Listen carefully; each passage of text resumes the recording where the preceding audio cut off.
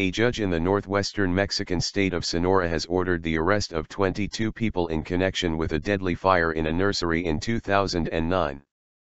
49 children died and more than 70 were seriously injured when flames spread through the ABC nursery, which did not have an emergency exit. Relatives of the victims have long demanded justice, saying the nursery did not comply with safety regulations. But a lawyer for the relatives said the warrants targeted the wrong people. Mistaken move.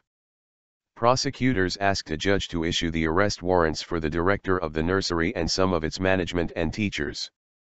Gabriel Alvarado, a lawyer for the relatives group Hands United for Our Children, called the move erroneous, arguing it did not target the officials responsible for the tragedy. He said it could punish those who had risked their own lives, and in some cases had suffered injuries, trying to save the children. Mr. Alvarado added that one of the teachers who could face arrest has a daughter who suffered burns to 95% of her body in the fire.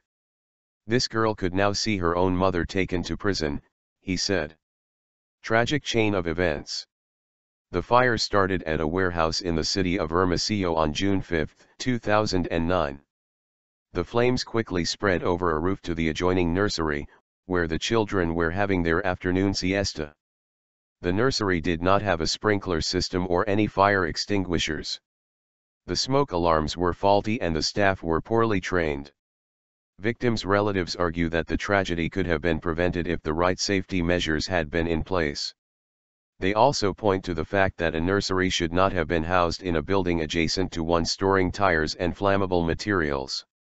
They are angry that while dozens of officials were put on trial, only the government official who carried out the nursery's final safety inspection has spent any time in jail.